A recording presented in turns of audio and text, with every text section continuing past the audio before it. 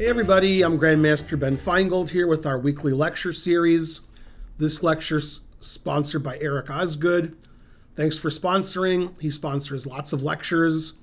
And there's two parts to the lecture. One is my rules, and he's going to be sponsoring some more lectures on different rules. And this lecture is the Never Play F3 or F6 lecture. One of my key rules, F3 for white, F6 for black. If you'd like to sponsor a lecture, contact my wife Karen. Her information's in the video, and you can sponsor a lecture too. So I went to the internets, and well, the first game is the game that I thought of when I was asked about the lecture. So we'll do that because that was my first thought. And then I went to the internet and I found some funny stuff with F3 and F6. And well, I like to start out explaining my rules and the F3 and F6 rule. So there's rules in chess that aren't necessarily said out loud, like don't give your queen away for nothing. And typically, don't let your opponent checkmate you. I mean, just like obvious stuff. And when those rules are stated, I usually don't have students that say, or even non-students, just people on the stream, say things like, well, when can I allow mate in one? Or, well, but I want to give my queen away, so when can I do that? Usually I don't get those questions, although I could. Okay, so it's the same with my rules. I have a lot of rules. Never play F3 and F6. I was asked by the sponsor, are there exceptions? And just like with every chess rule, except for Ja rule, the chess rules are only apt, 70% of the time. And then, you have to know when to break the rules. And since none of people that I know when to break the rules, just don't break the rules. And F3 and F6 are very weakening to the king and weaken all the squares around your king. And they're usually it's a bad move. Now, a lot of people are confused, but I'm not sure why. Often when I'm playing on the internet, and this happened yesterday, I'll play F4 with white or F5 with black, and people will chat, oh, he broke his rule, he moved his F pawn. Okay, the rule isn't don't move your F pawn. That's not the rule. The rule is never play F3, never play F6. F6 with black and F3 with white. And I say never play those moves to make it very clear what the rule is. And yet, people think it's don't move the F pawn, or how could you play F4? Don't you break your rule? No. Okay. And also, if I break my rules, that's fine. It's you that can't break my rules. Okay. So, this is a famous game that I was at the game, probably doing commentary. This is Akobian versus Fabiano Caruana. This was in the U.S. Championship in 2017. And as you can tell from the position on the board, black is winning because black has two extra connected past queenside pawns and white has no compensation. And if you want somebody to win a one game in the U.S. Championship, Fabiano Caruana is high on the list. So it's looking good. Okay. We're starting here because I wanted to give you a flavor of what happened in the game. White played rook b1. Black made first mistake here. Black should play c4. But black played queen e6. Also okay. Knight c7, attacking the queen, and also attacking the b6 pawn. So queen e6 doesn't make a lot of sense because Why would you allow that? Okay, queen d7, and Akobian wins one of his pawns back. Now he has some drawing chances. Okay, c4 still looks good for black. Knight b5 trying to stop the pawn. Caruana decides to trade rooks and centralizes his queen and repositions his knight to a better square, or tries to. Check. c3. Black has that extra c pawn, so you would expect that probably black's winning. King h1, unusual move. I guess white likes this pin, and he likes his knight on d4, so he's not moving those. He's just gonna, you can chill. Okay, queen d5, king g1, and Var says I can draw by just moving my king back and forth. Okay, so Fabi unpins his knight, and then Var pins it again. King g8, unpinning his f pawn. Then he finally gets to move his knight. Var double stops the c pawn. Queen b1 check. Queen e1, threatening f2. Decides not to take on f2 and lose his c pawn. Decides to keep it. White likes where his pieces are, so white's just keeping the queen and knight where they belong. And eventually, Fabi gives up his c pawn and wins the f pawn. So black is still a pawn up with some winning chances. Pinning the knight. And after moving around a lot, they get to this position. And probably, if two engines are playing, it's probably a draw. But black still has winning chances because black's a pawn up for nothing. They're just playing, and I think white can hold now. I think Fabi blundering his b pawn and then having his c pawn blockaded, and they got traded. Both didn't work out well for Fabi. Okay, and in this position, Fabiano Caruana, who does know the rule, never play f3, never play f6, as do most of the top players in the world. And if you watch a lot of coverage of, Super GM events where they have commentators, when somebody does play f3 or f6, the commentators usually mention me, never play f3 or f6. This is a very unusual example of Fabiano playing f6 and losing the game immediately. And the truth hurts. So Fabiano played f6, which is double question mark.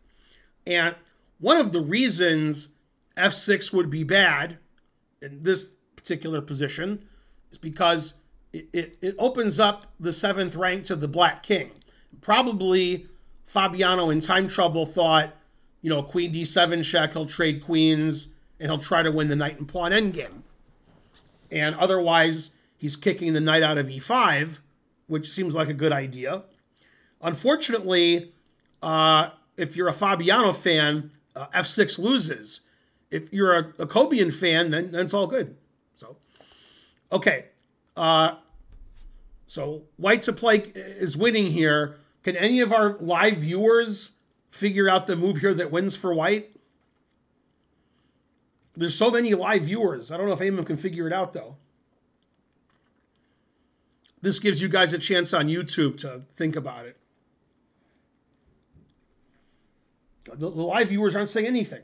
Knight D, was that knight D7? Knight D7 is a legal move, so that's good. I'm not sure what your threat is.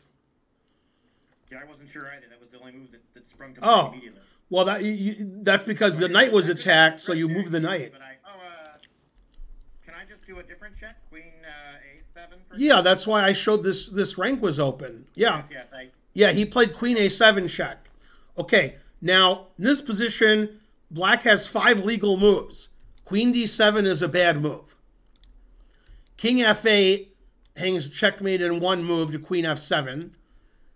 And King G8 would lose to queen f7 and then knight g6, and then black has to give away the queen.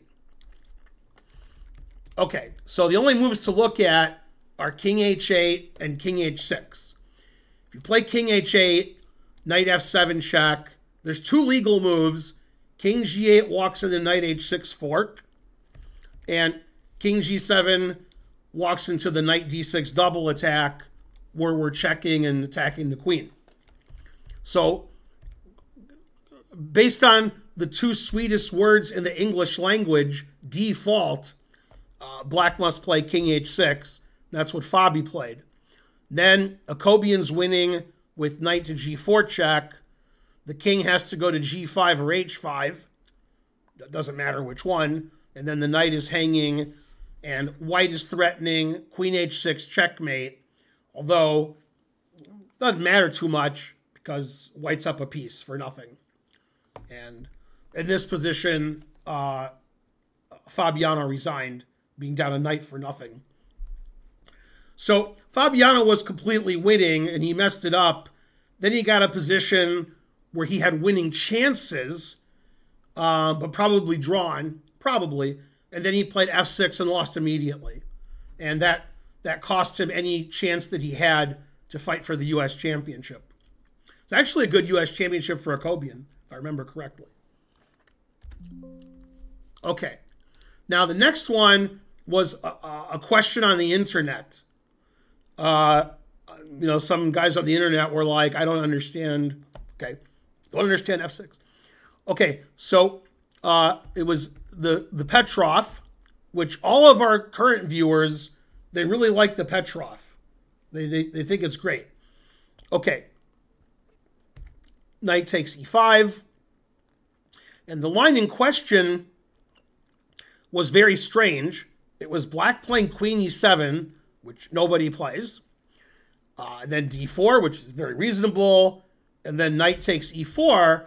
And somebody on the internets queried, I don't understand, why shouldn't white play f3 here? And I was thinking, a good response would be, why are you playing f3? That would be a good response. Although, you could give an actual chess answer and show variations, but that's not my style.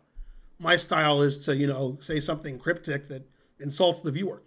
So, obviously, black could just move the knight away, and then f3 is a bad move. But in this particular position, f3 loses material.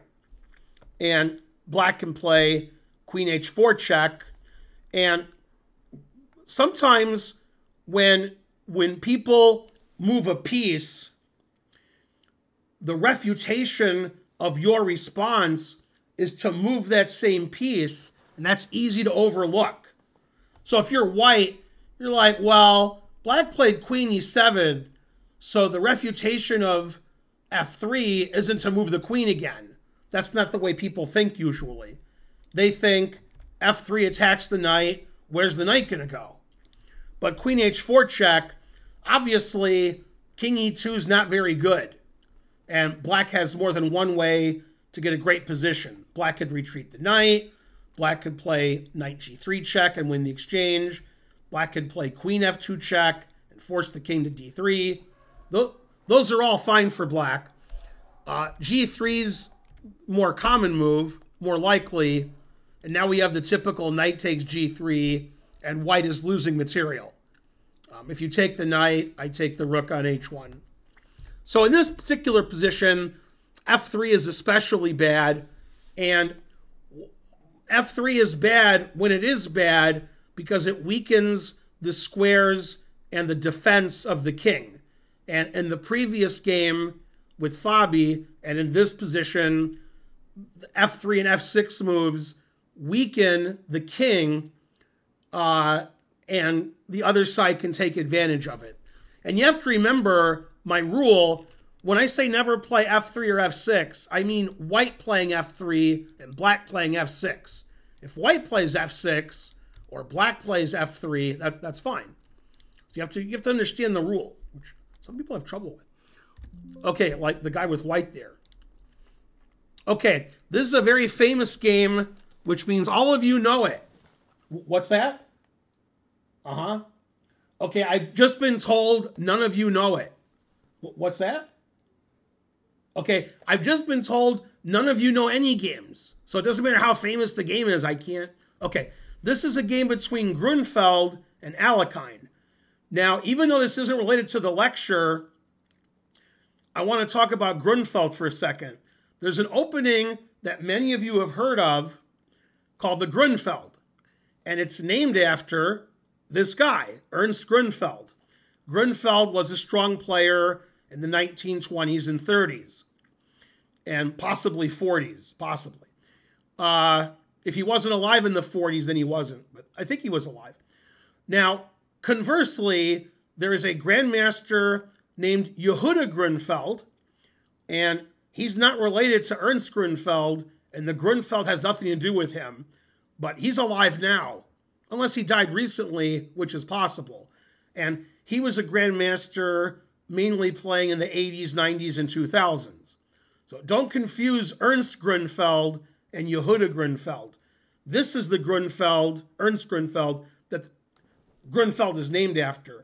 And he's playing Alekhine, and Alekhine being world champion, I guess he was world champion in 1923. Wasn't he? Or was Capablanca world champion in 23? Huh, good question. Maybe Capablanca was. So in this position, Alekhine took the rook on c8, very smart. And now, I wasn't going to be born for 46 more years. So if Grünfeld doesn't know the rule, never play f3, that's reasonable to expect because I wasn't alive yet. So no such rule existed. As a consequence, white in this position should play knight c3, and the chess engines say that black is slightly better to clearly better, depending on, it's like 0.4, 0.45. Like this is a nice knight, and this pawn is attacked. So, all right. But Grünfeld, who saw the knight on d3 and saw it was nice, and saw the e4 pawn protected it, played f3. Okay, and that's a blunder, and that loses the game.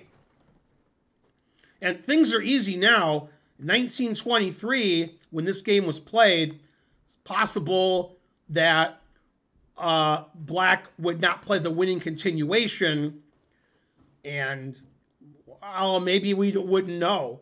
And there's probably a lot of grandmaster games played before 1970 where blunders were made and the other side didn't notice, and nobody knows about the game or cares about the game, and we don't know. But when Alekhine was playing, since every game of Alekhine has been analyzed by everybody, if blunders were made and punished or not punished, the computers looked at them and we've figured out what should have happened. And this is a very brilliant combination from Alekhine. My dad was not an Alekhine fan because my dad was a Capablanca fan. And he thought that Alekhine was clearly worse than Capablanca, even when Alekhine won the match against him for the world championship. My dad still thought Capablanca was better, and he thought Alekhine was ducking him the rest of his life. Conversely, Lev Aronian, one of the top 5 American players, also former best player in Armenia, Alekhine is his favorite player ever. So there you go. Now, Alekhine was so good at chess that he knew my rules 46 years before I was born. That's pretty good. So if you want to find the best move, all you have to do is find which one of my rules to follow. And this lecture is about my rules, even though we're focusing on f3 and f6. Okay? And anybody who knows my rules should know what black played in this position. Let's see if any of our viewers can figure out what black should play. Rook takes d4. Rook takes d4, always sack the exchange. Very good. And that punishes white for opening up that diagonal with f3. f3 is a blunder. Alekhine punishes it with rook takes d4. Now, in this position, white did not take the rook. what white did was actually more interesting. If you take the rook, I check. And then if you play king h1, I check. I take this with check. And okay, then, you know, black's completely winning. And if you play king f1, I play knight f4, and I'm threatening your queen. Okay, and you might see that. However, what you might not see, you might not, is if the queen moves, queen c4 check is winning. And there's nowhere to move the queen that stops queen c4 check. So that means black is winning. So for example, just as an example, if you play queen d2, then I play queen c4 check. You'll probably play king e1. And now I think black has more than one way to win. But we can obviously check on d3, and white's gonna lose all of his pieces. Truth hurts. If you play king e2, there might be some checkmate that I'm missing, but I could take this with check, and then I could take the rook, and so forth. And I have other ways to win also, but this seems winning enough. If you're on YouTube watching this later, in the comments you can say, no, you missed this win, you missed this win. Okay, and instead of doing that, Grünfeld played f takes e4. And you can argue which move is better, the exchange sacrifice with rook takes d4, following my rule, always sacrifice the exchange, or what black did in this position, following another one of my rules, always retreat. Now, knowing the rule always retreat, can any of our viewers figure out the winning move here for black? And probably the viewers are like, black is retreating? How does that win? And the answer is fries, because the answer is always fries. And this move is probably tougher to find than rook takes d4. So that's telling you something. Not sure what it's telling you, but something. Okay, so the correct answer is the not very obvious knight f4. That attacks the queen, and you have to take the knight, because if you don't, the best you could hope for is to be down a piece, because black's up a piece. Okay, now Alekhine attacked all of white's pieces in one move. Right now, the rook on d1 is attacked and protected, but white has other pieces, like a queen on e2 and a knight on a2, and Alekhine played queen c4.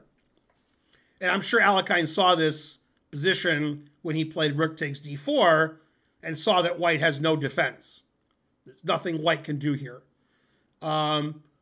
Again, if the queen moves, because you probably don't want to allow queen takes queen. If the queen moves, let's say it defends the rook, I don't know, queen e1, then I can trade rooks and take the knight on a2.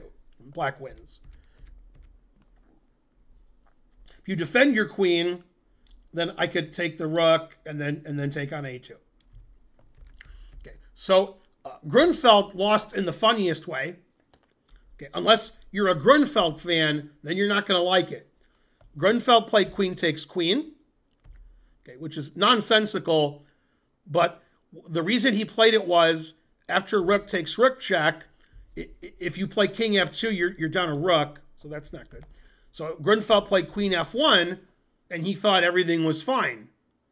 He thought you lose your queen, and white's a pawn up, and black can take this pawn, and maybe white has drawing chances in the endgame. Unfortunately, the key Zwischenzug of the game, bishop d4 check. And now if you're a fan of Grünfeld, maybe you shouldn't be. What's funny is, that's sort of the Grünfeld bishop, the bishop on g7 going to d4. That's makes a lot of sense to beat Grünfeld at his own game. Now you get mated next move, so Grünfeld resigned after bishop d4 check. So very nice combination by Alekhine, which all started with f3. Never play f3. Now, as a side note, because I like side notes, it's not going to help you get better at chess, but it makes you think. These two pawns here, the e pawn is the f pawn, and the f pawn is the e pawn. And when I started this position, those pawns were on different files. The E pawn took on F4 and the F pawn took on E4. It makes you think. If you just walked into the lecture now, you assume white played E4, F4 this game, when in fact white played neither. Chess is a tough game. Soon I'll tell you that these pawns captured, but I won't tell you that because that didn't happen. Okay, next example. Okay, now some of you, and by some of you I mean most of you, think Magnus Carlsen is the greatest player of all time. And most of you, unless you're from Armenia, haven't heard of Hrant Melkumyan. You're like, Hrant Melkumyan, when you see the pairing Melkumyan-Carlsen, you take all of your money and you bet it on Carlsen. And the engine says this position is equal. It says all zeros. And no matter how good you are, you should never play F6. Okay, white played bishop F3, because the bishop's better on F3 than the bishop is on H1. And here, Carlsen made a very poor move. It says several moves are equal, but he played F6. And even when Carlsen plays F6, he can't win anymore, even if he's playing somebody you haven't heard of. And to refute the move F6, Melkumyan followed one of my rules. And he made a move you wouldn't think about unless you know all of my rules. And we talked about this rule in the last game. And that is always retreat. And let's see if our viewers... White has a retreating move here that wins material. And there's not a lot of retreating moves. So should be that at least one of the viewers can find it. Yeah, never play F6. How can white retreat and win material? It's too hard for our viewers. They're like, I can't beat Carlsen even if you tell me how. That's how good Carlsen is. Okay, so since none of our viewers know, always retreat, queen to D1, attacking the pawn on H5. And you can't defend the pawn on H5, so that's not good. And that's why Melkumyan played bishop F3, threatening queen D1. Carlsen played F6 and made it even worse. Okay, now Carlsen in this position remembered that he's Carlsen. And he's like, well, I blundered a pawn for nothing, but I won't lose. So he played bishop G4. And later in the game, rest of the game is reasonable so far. Later in the game, white played in this position A4. And A4 throws away all of white's advantage. The engine actually wants to play G4. I think the engine was programmed by Matt Larson. And it says white has a big advantage, close to winning. And I think if the names were reversed, and Magnus was white, and Melkumyan was black, that white would have won this game. But Melkumyan played A4, and the reason this is bad is because it forces white to play F3. And if white plays F3, he can't win. So black played F6. That was a terrible move. Now white played A4, and Magnus forced white to play F3. Takes, takes, takes, takes, queen E4 check. And Melkumyan, being a pawn up for nothing, would like to win, but he can't win by moving his king because black can just keep checking. And maybe at some point, the black queen and knight could get a mating attack too.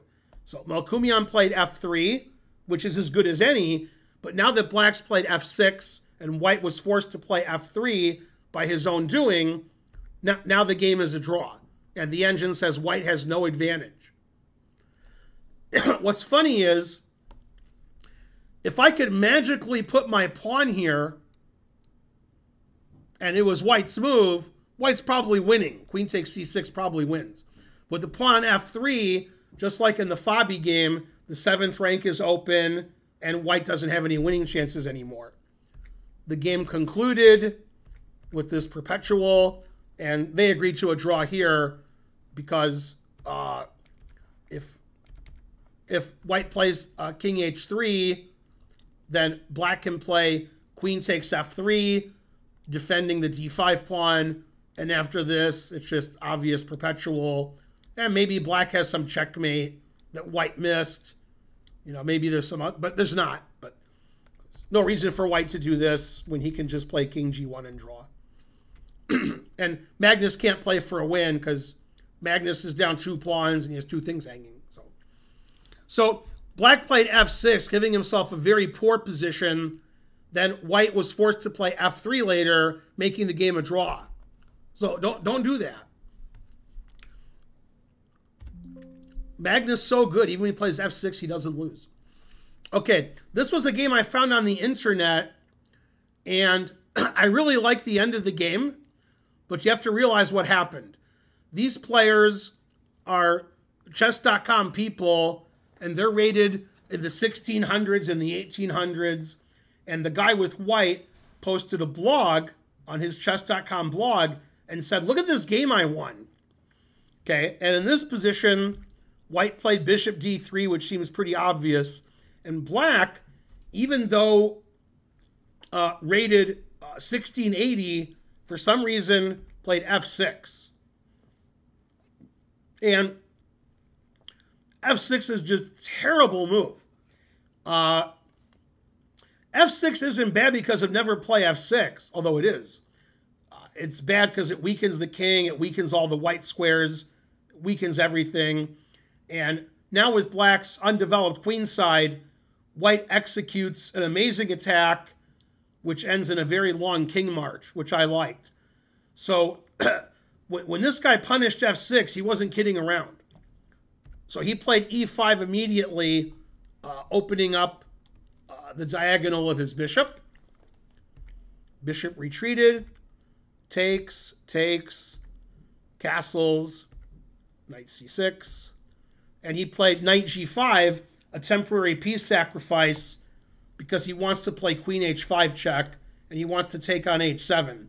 So bishop takes knight doesn't win a piece, because I can play queen h5 check. He played knight e7, knight takes h7, and here comes the king march. King goes to d7. Black tries to block up the file. Now black's down a piece. White's pinning everything. Black doesn't have an f7 pawn, so black can't play f6 and block everything. Play f6 again. White sacrificed the exchange. Always sacrifice the exchange. Sacrifices a piece. Gets rid of all of black's pieces. Check. And I really like the king march at the end of this game. White sacks a piece again. Check. If you play king to c7, there's knight d5 check, winning the queen. So he plays king c5, check, and then checkmate. And it was all started by f6, weakening his black's king. Black never got to castle. Black's king was never safe. And about half of the remaining moves of the game after f6, black was moving the king. Black made many king moves that game, and white castled, and that was it. So f6 was a very poor move. The guy who had white posted about this game where he sacrificed a lot of pieces and checkmated his opponent's king, not necessarily making fun of f6, but just showing like what a brilliant win that he had. But when your opponent plays f6, the brilliant wins are coming aplenty. Okay, this was a game played on the internet. I don't know who the players were, but White wrote about it in a blog, and White said, I'm completely losing, and White is completely losing. He says, so I set a trap. I allowed black to fork my pieces. Now, if it's black to move or white to move, black is winning because black is up 2 exchanges and a pawn. So black's pretty winning. White took too seriously, always sacked the exchange. He sacked all of his exchanges, although I don't think he sacked them. Anyway, black couldn't help himself. He had to always play f6. And that forks the bishop and the knight, but it's one of the few losing moves in the position other than like giving your queen away for nothing. He played f6, forking, trying to win more material, and f6 loses, sort of obviously, I guess. Well, obviously to me. Queen d5 check. Rook f7 doesn't make any sense, but it's just as good as king h8. King h8, knight f7. If you take the knight, queen takes rook, and then mate. And if you don't take the knight, and you play here, we have the famous smothered mate. Knight h6 double check. If you're not sure, I'll give you a second so you can double check. Okay? King here. Queen g8 check. The knight defends the queen, so you have to take with the rook. And then knight f7 checkmate. So after f6, white is completely winning after queen d5 check, and white won the game very shortly thereafter. So terrible blunder by black playing f6. Like, to be honest, I think f6 is the worst move in the position. I think like blundering your queen for nothing, the game would go on longer and maybe white could blunder later. But after f6, queen d5, there's no blundering, you just get checkmated. So f6 loses, never play f6. And one of the reasons is, the main reason, opens up this diagonal to your king, which it often does. Often in chess, black will castle kingside, and if black plays f6, that just opens up the king. Okay, and this was a game played between a guy who posted it on the internet and Magnus at age 10. Now, this isn't Magnus Carlsen being 10 years old. This is a program you can get where you can play Magnus at different ages. So this is Magnus at 10. He's white, and they played a French defense. And 10-year-old Magnus on the computer didn't play very well. And he got outplayed in a French defense. Queen b3 is not very good. Bishop d2 doesn't make any sense. Come on, Magnus. b5 is not good. Queen b2 is not very good. And queen b6. And this position, the engine says black is much better. And 10-year-old Magnus, the engine 10-year-old Magnus, played knight g5. Okay, and in this position, the engine gives really crazy variation. And the variation's so crazy, even though it's not related to f6, I want to show you, because this is best play for both sides according to Stockfish 17. Knight a5, rook takes a4, knight c4, attacking the rook and the queen. And also, if the queen defends the rook, when we trade rooks, we can take the bishop and then take the knight. So like basically all of white's pieces are hanging. Rook c4 is the engine move. Now queen b5 is the engine move. Takes, bishop g6, bishop c4, bishop h7, bishop c2, takes. And this position, white has 3 pieces for 2 rooks, and after rook a2, the engine says that black has like +1, like big advantage to black. So that's a really interesting variation, assuming like 2 Stockfish 17s are playing each other. That's what would have happened. That shows you how complicated chess is. But instead of playing knight a5, the engine move, black did something that we're not supposed to do. Black played f6. So black went from like +1, +1.2 to white being better. And this is going to be the world record for number of threats. After takes, white played the move queen c2. Queen c2 threatens the a pawn. Oops, I pushed the wrong button there. Threatens the a pawn. It threatens the knight because the pawn's not pinned anymore. It threatens bishop g6, and it threatens knight h7. So now the engine says white is much better. And this is what happened in the game. And in about 10 moves, black resigned because white has 4 threats. And now you really do need an engine to play well here with black. We need lots of engines because white has all those threats. Although rook takes a4 isn't very serious, but taking the knight, taking on h7, taking on g6, that's serious. So all because black played f6 and weakened the defense of the knight on g6, white was able to gather all these threats and punish black for playing f6. And the guy who posted is like, I played f6. I don't know what happened. What happened to me? Right? He thought his position was fine, and the engine's like, no, f6, no good. So he was wondering why f6 was no good, and people were like, well, white's threatening everything. You just weakened your king and weakened all your white squares, etc., mainly etc. I think that was the last example, but I could be wrong. No, I'm right. So those are examples of white playing f3 and losing the game, and black playing f6 and usually losing. Magnus somehow found a way to draw by forcing his opponent to play f3. f6 and f3 severely weaken all of the squares around your king, usually. And unless you have a white squared bishop for black or a dark squared bishop for white and your opponent doesn't, it really weakens the color complex on that side of the board. So it's a very risky move to make. Unless you're a super GM, then you still shouldn't do it. You saw what Magnus did, and he almost lost the game to somebody you haven't heard of. Thanks again to Eric Osgood for sponsoring this and future lectures and past lectures. If you want to sponsor a lecture, contact Karen. And please like and subscribe and leave a comment.